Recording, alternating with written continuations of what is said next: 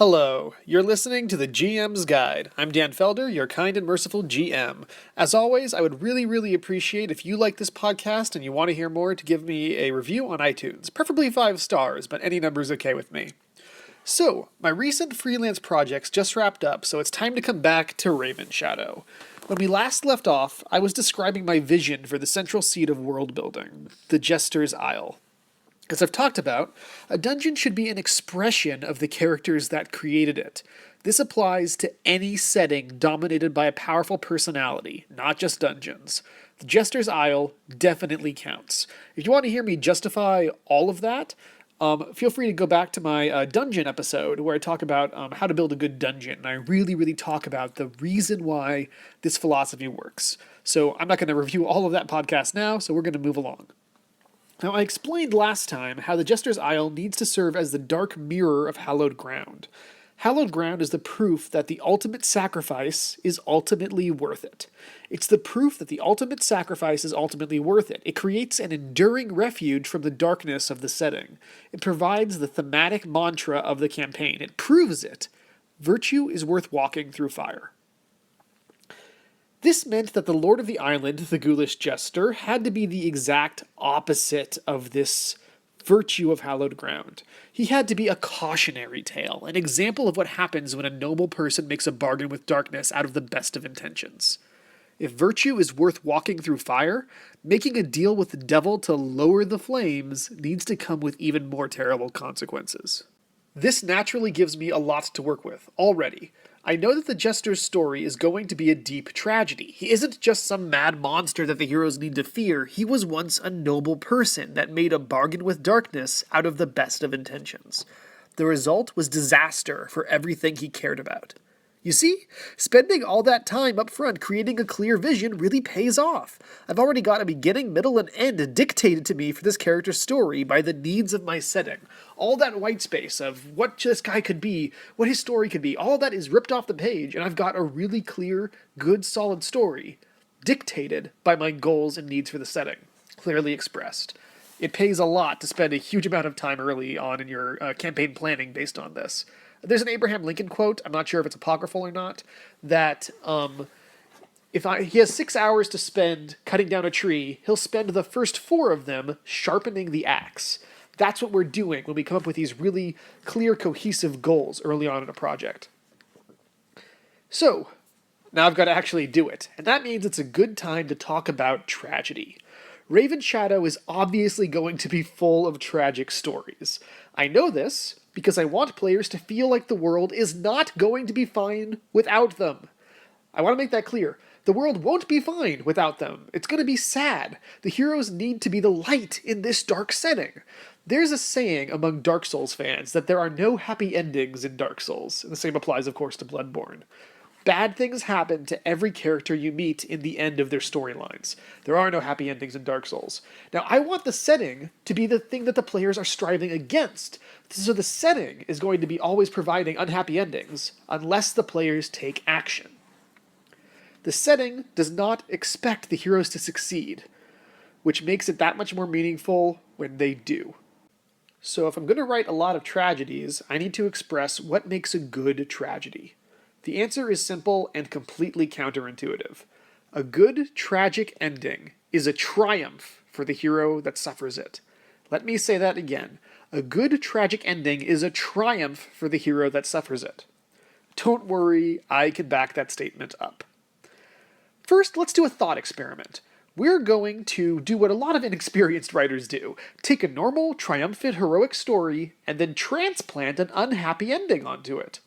You're going to think about the results and ask yourself if it makes the story better with this change.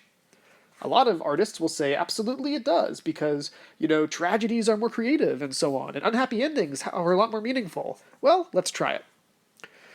We'll start with my go-to for this podcast, Star Wars Episode 4, A New Hope. Imagine the entire movie, exactly the same, except at the end, Luke misses his final shot, and Darth Vader shoots him out of the sky.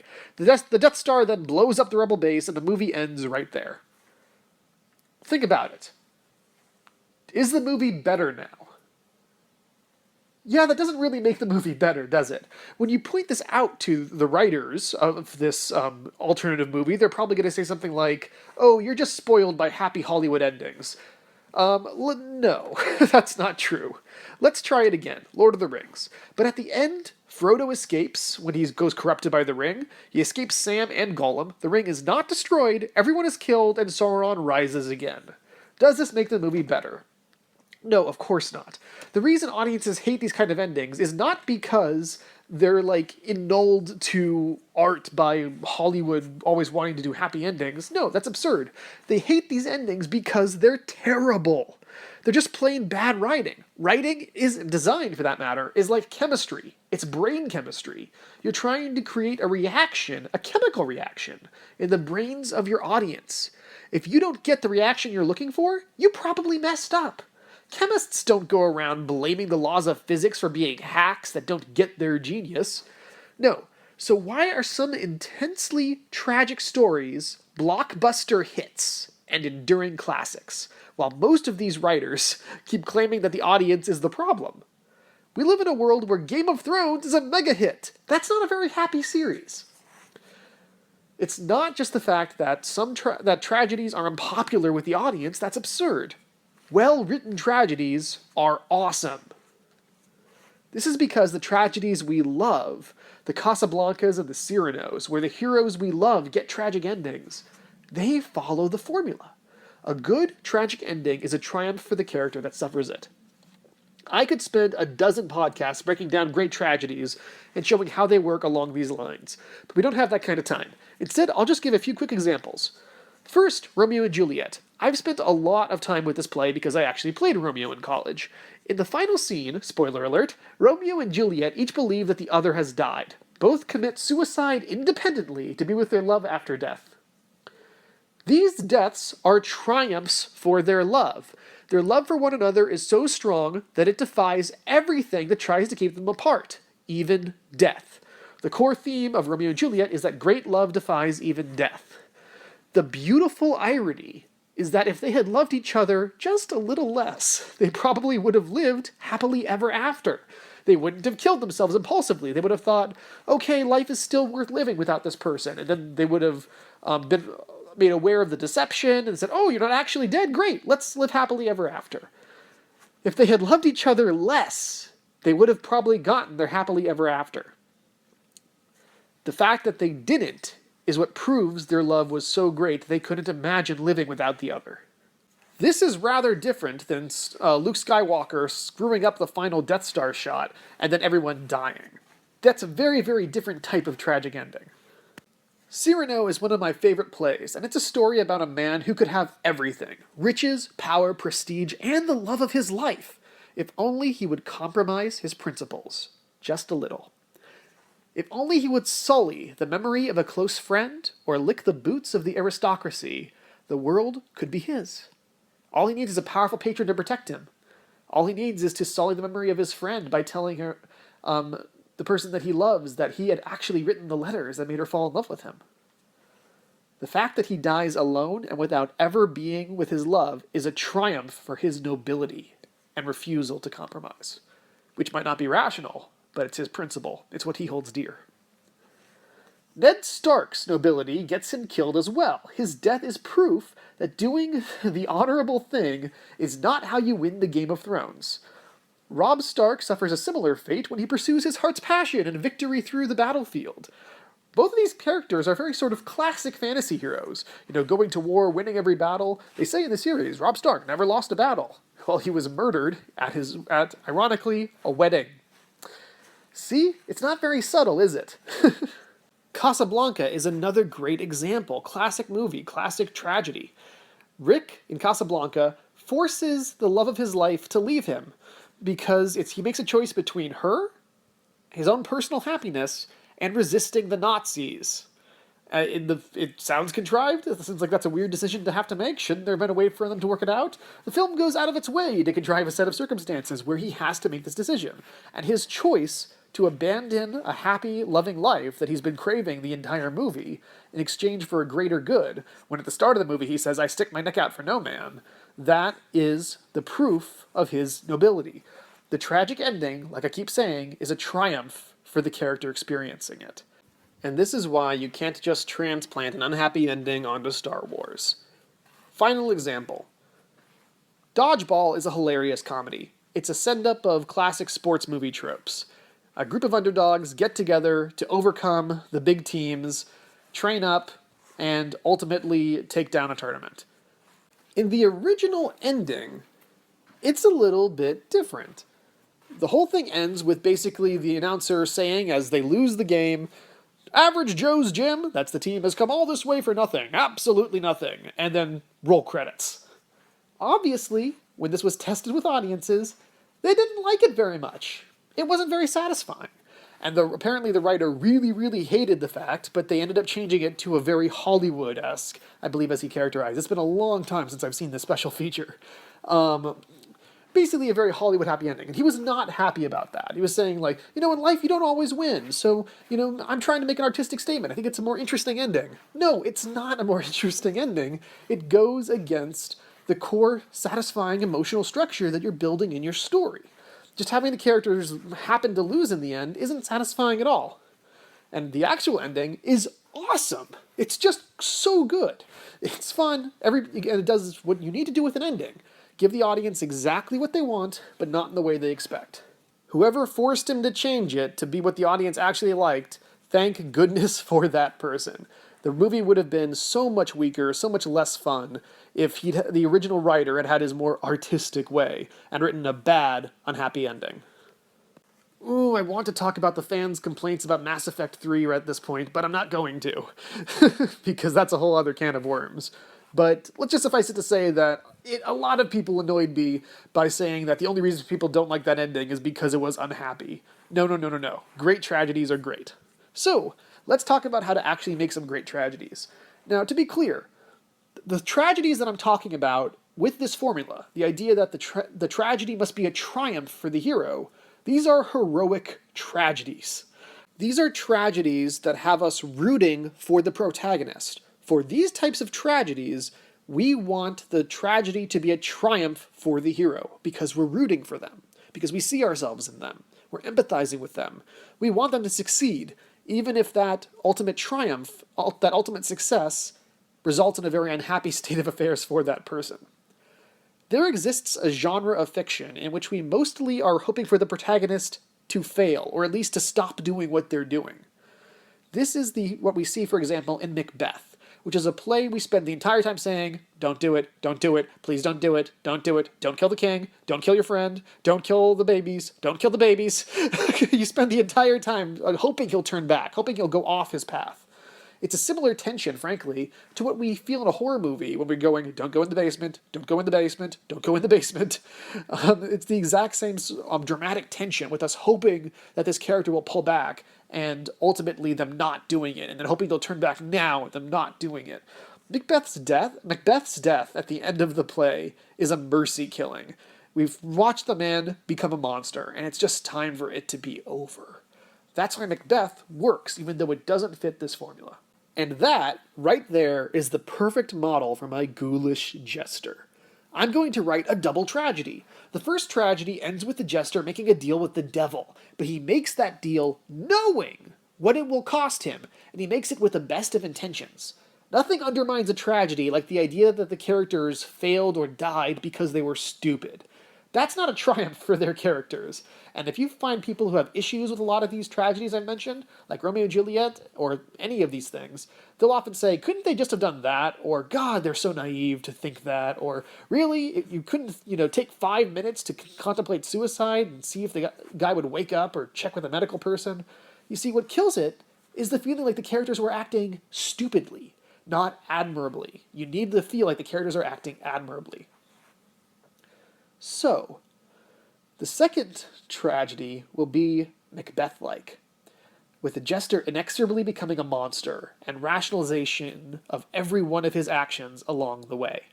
So again, first tragedy ends with a deal with the devil, but he makes it knowing it's going to backfire, but he makes it anyway, and because he thinks it's only going to backfire on him. He makes it with good intentions. He's not being stupid about it. And then that kicks off the second story, which is more Macbeth-like, watching a man become a monster and hoping that he'll turn back at any step of the way, even though we know he ultimately won't. Well, I mean, we, as the GMs working on this, know he won't. We're not going to be witnessing the story live, but it has to form the great backstory of a legend we can tell the characters, tell the players as they experience the adventure. Now, once you lay it out like that, with this double tragedy structure, things become really easy. The jester needs to be a noble soul, and if he ends the first story as the lord of an island, this powerful figure, he should start as far away from that as possible to make the transition feel epic.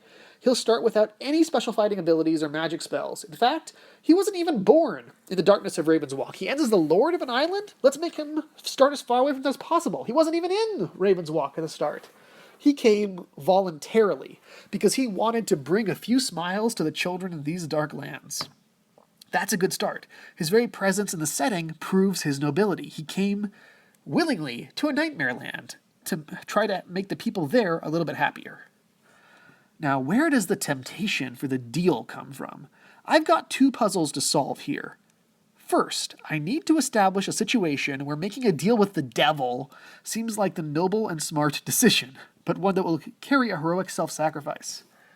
That's obviously tricky. We tend to know, thanks to genre fiction at least, that deals with dark powers are a bad idea. It makes us very hard to empathize with people who make them. Which isn't fair, because often, we only know that because of genre fiction. It's like, for example, when people say, like, no, you never do time travel, it always goes wrong. Well, of course it goes wrong in time travel stories, because if you could just solve everything with time travel, there wouldn't be a story. That's like saying, let's not get in a relationship, because relationships always go wrong. Because whenever there's a relationship on screen, there's always some wacky hijinks or conflict. Now, however, we have to play with the audience's expectations. They exist, and so we have to understand that a deal with dark powers is going to look bad. So we have to come up with a really smart reason why taking this does not look like an idiotic move, taking whatever the deal is. Second, I need the jester to eventually become the most powerful and terrifying Shadow Lord in the history of the setting. I need a good reason for the Shade to choose to give him that much power. I doubt a jester is going to strike terror into the hearts of his enemies through just like bad puns or something. So what makes a good person do something evil? Easy. You convince them that it's the lesser evil. I need to put the jester in a situation where him making a deal with darkness looks like the lesser evil. Well, the answer is pretty obvious, right? The jester will help some sort of powerful hero take down the lord of the island that he's currently on. The island's lord tolerates the jester. He doesn't mind him amusing the island's inhabitants, which he views as close to cattle, but he also demands that Nikolai, that's the jester's name, Nikolai, perform at his court as well. The paladin, who I'm naming Sir Brecton, gets Nikolai to sneak him into the lord's chambers, and together with Nikolai's knowledge of the court and his own cleverness, they trick the lord into an ambush and manage to destroy him in an epic battle thanks to the jester's wits and Brecton's holy blade. It was a triumph worthy of a Brandon Sanderson story, like Mistborn or Steelheart, or anything similar that happens when you make a whole story about taking down an almost unkillable big bad. He's impossible to kill, he's super strong, but hey, we're going to take him down anyway, because that's what we do. Now, you've got an island without a lord. The big bad's gone, they killed him, you've got an island that doesn't have a lord. What happens? The same thing that always happens. Someone new is going to claim ownership of that island, as well as its dark power. Local lords and from neighboring islands, monsters beyond redemption, are going to fight for this added power. Who wouldn't want to own two islands? That's twice the power. Either that, or a new person's going to arrive entirely and claim it for himself. The Shade doesn't actually choose who gets this power. He just is the personification of the shadows themselves. He can't choose who uses the power any more than water can choose who manages to put a dam in it to gain electricity out of it. But it's sentient water. It's water that can certainly cause some problems for you, or can, just choose to flow a bit stronger in a certain direction or the other. And it certainly can whisper to you and make you want to do very bad things, or very good things, depending on how things go. So the island's lack of a lord is only temporary. Sir Brecton, who has formed a deep friendship with Nikolai over their adventures at this point, accepts this. He believes it's not about making a permanent change, it's about the principle. As long as heroes continually fight against the darkness, there will be continual flashes of light.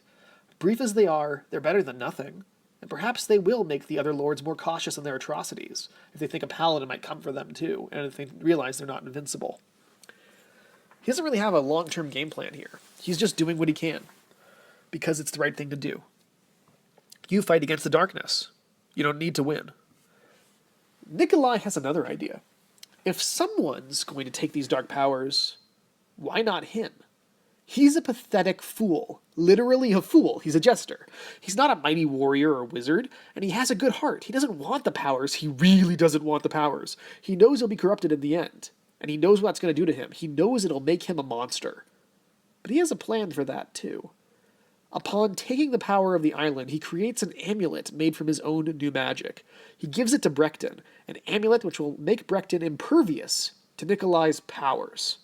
And he tells Brecton that he trusts him to recognize when he's too far gone, and to kill him when that happens. So to be clear, Nikolai knows that taking the dark power is going to make him a monster, but he chooses to take it anyway, because he believes for good reason that he'll be a lesser evil than the other people that would seek it out. To be certain, he trusts that his paladin friend with the power to kill him once the darkness has corrupted his mind. Nikolai has doomed himself. He knows it. He's smart about it. He's going to be the lesser evil and ensure that he can be snuffed out when the time comes. This works. It works on a story level, I mean. It follows our formula for a good tragic end, and it explains perfectly why the Shade would give him so much power. Let me explain that second part. Nikolai's selfless act causes a serious problem for the Shade, who remember is the personification of the Shadow's powers of Ravenswalk. The Shade can't have heroes killing lords and then temporarily taking the powers only to be killed again a few months later. He can't have this endless procession of heroes making sacrifices. That's going to put him out of business eventually. He needs to make an example of Nikolai. He needs to make it very clear to any future heroes that this strategy is not going to work. Nikolai can't be the lesser evil. He needs to be the greatest evil. The Shade dedicates all his attention into corrupting Nikolai. He keeps putting the Jester into situations where he has to call upon his new powers. He gets other lords to attack Nikolai's island, forcing him to fight back, or else watches people get slaughtered. Obviously you fight back. Even if something becomes so bad you kill them yourselves later, at least you're saving them now. It's another day. The more Nikolai uses the dark powers, though, of course, the louder the Shade's whispers grow. The Shade convinces Nikolai to make gruesome examples of his enemies, torturing them to discourage others. Yes, torture is bad, but they're bad people, and it's for the greater good, isn't it? Isn't it the lesser evil? Meanwhile, as the years pass, Sir Brecton is visiting the island regularly to check up on Nikolai. He needs to see if it's time to kill his friend. He does his best to act as Nikolai's moral compass and to slow his descent into darkness, but this betrays his revulsion at Nikolai's darker and darker actions. The Shade naturally plays on these suspicions. He convinces Nikolai that Sir Brecton is going to kill him long before he actually succumbs to the darkness. His recent actions might be bad, but they were necessary. They were the lesser evils. And if that's the case, then Sir Brecton killing him early is going to make a lot of innocent people suffer, because the monster that replaces Nikolai is going to be much, much worse. The Jester needs that amulet back. He needs to make sure that Brecton can't kill him, for the sake of his people, of course. But he can't just ask Brecton for it. His friend's already suspicious of him, and the amulet ensures that if Brecton is on his guard, Nikolai is not going to survive the encounter, and that his people, of course, would be the ones to truly suffer. However, Nikolai has practiced setting ambushes. It was his plan that killed the previous lord, after all. Even the great Sir Brecton won't have a chance in Nikolai's home terrain, amulet or not. Not if he catches him by surprise. And so he invites Brecton to dinner. And just as they're sitting down, his minions attack. Brecton fights valiantly, but his amulet only makes him impervious against Nikolai's actual magic, not hired assassins. And he's startled. And because Sir Brecton is so startled, he soon realizes that he is outmatched. Rather than be subdued and have the amulet taken, Brecton leaps from the window and crashes down onto the stones before the castle's gate.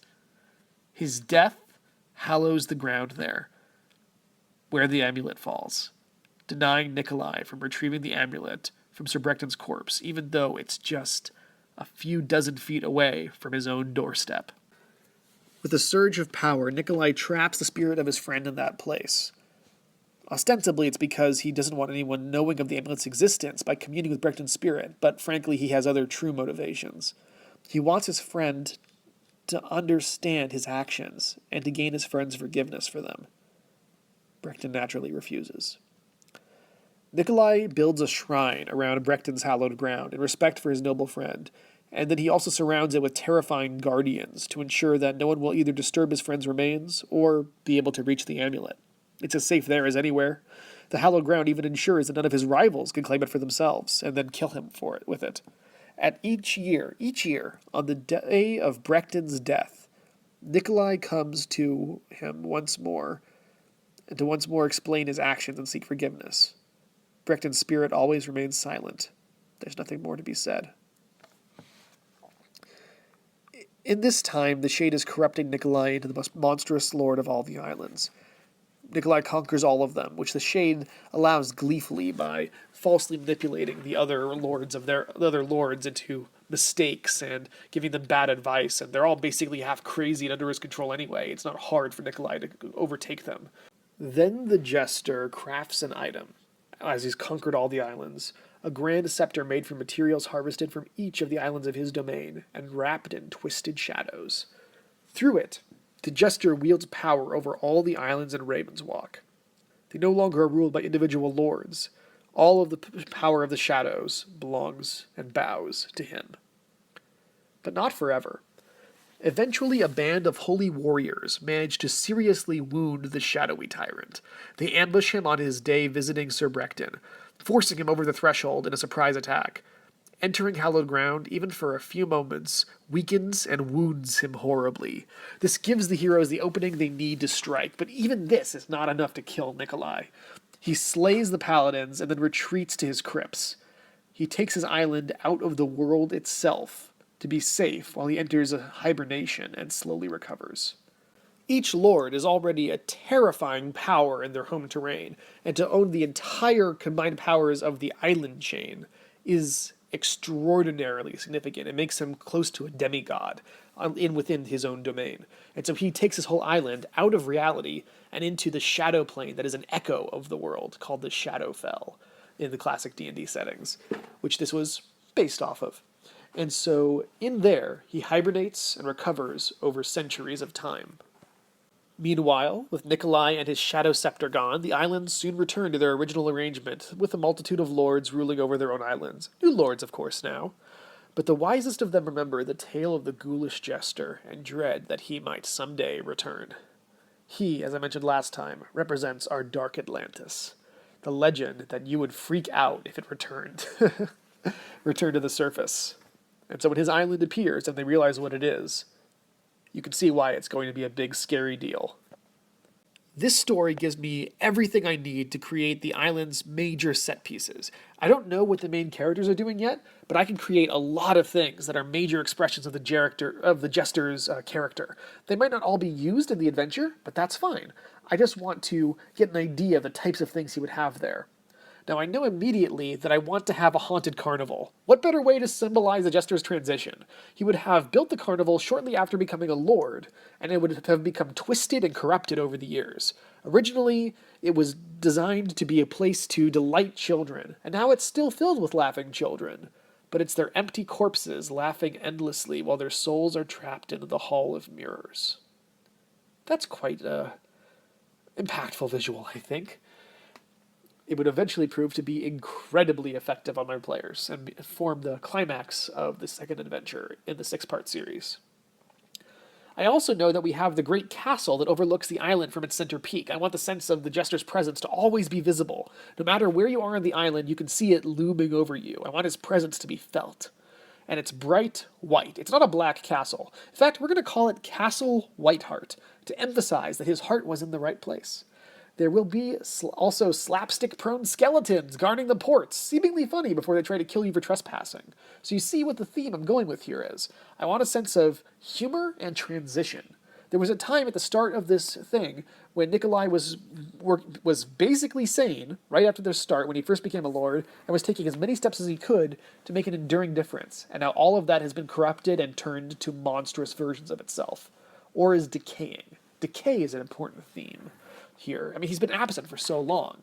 So, there should be roads, for example, made of sacred white stone the jester built around the same time as the carnival, creating places that the monsters dwelling in the island would not want to travel, that would endure even after his passing. It's a far less effective version of sort of artificial hallowed ground, like blessed sacred stones, but it's been a long time since they've been made, and their power is steadily waning. But being on them is still going to make, it's like an unpleasant smell. The monsters of the island, the dark powers of the island, aren't going to want to go too near it, unless they have a really good reason to. So it's a place of relative safety, which is going to be useful for shepherding my players around. Hey, railroad, feel free to go off the railroad, but this road is very, very safe compared to where you could be going.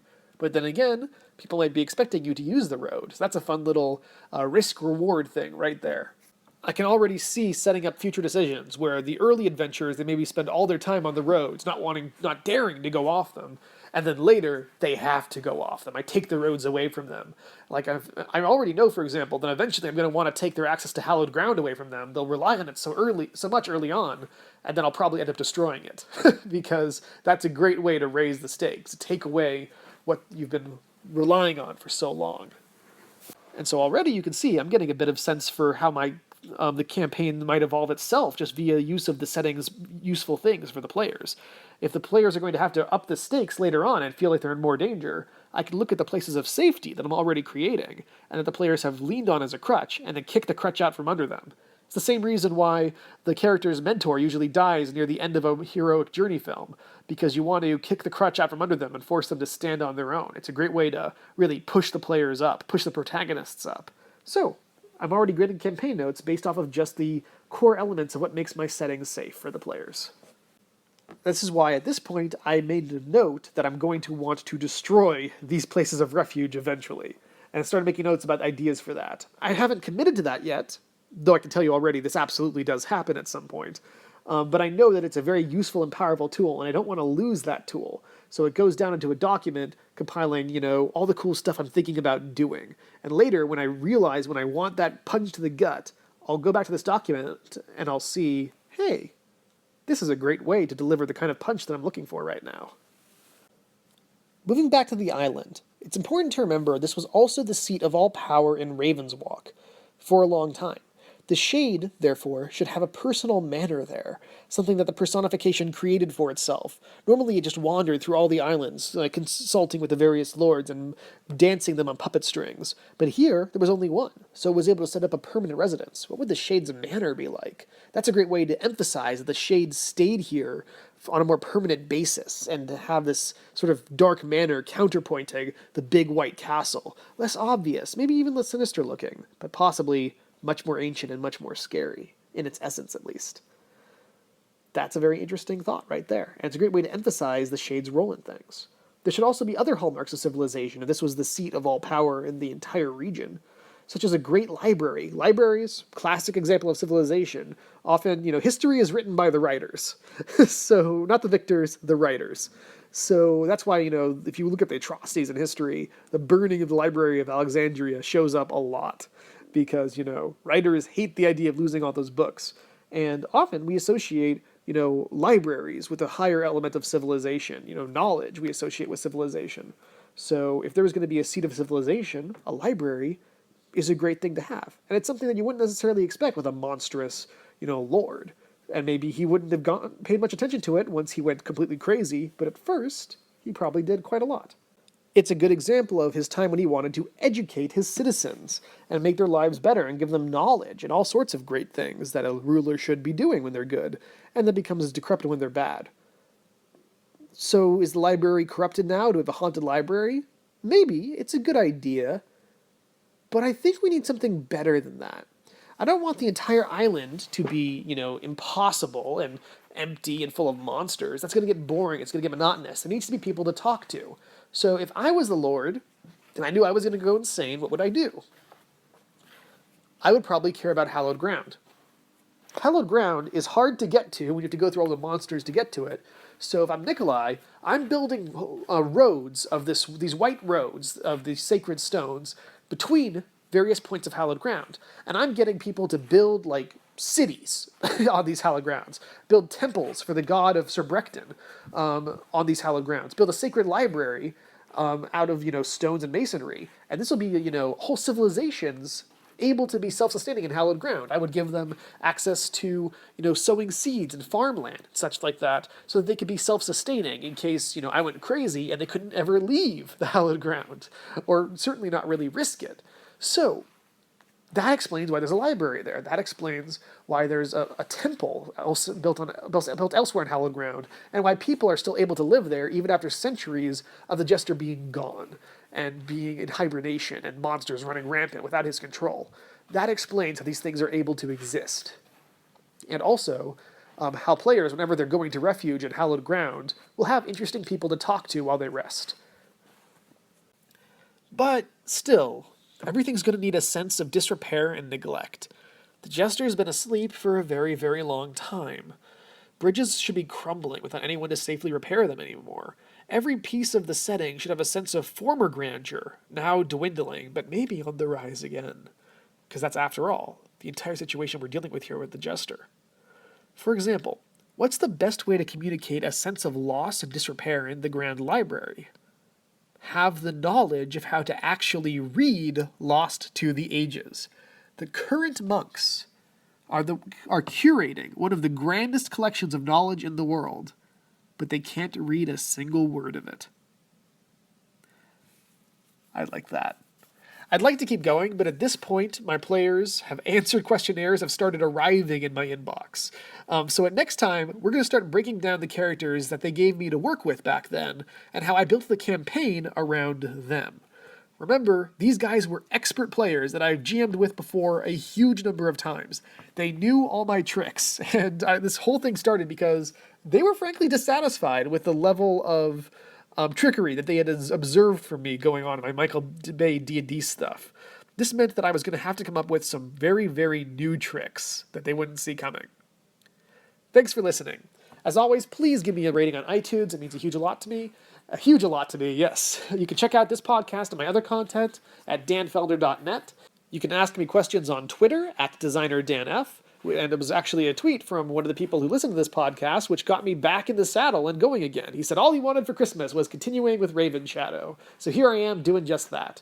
So look, I do listen. Isn't it great? All right, well, I've got nothing more to say for now, and it is late over here, so I will see you next time. Bye, guys.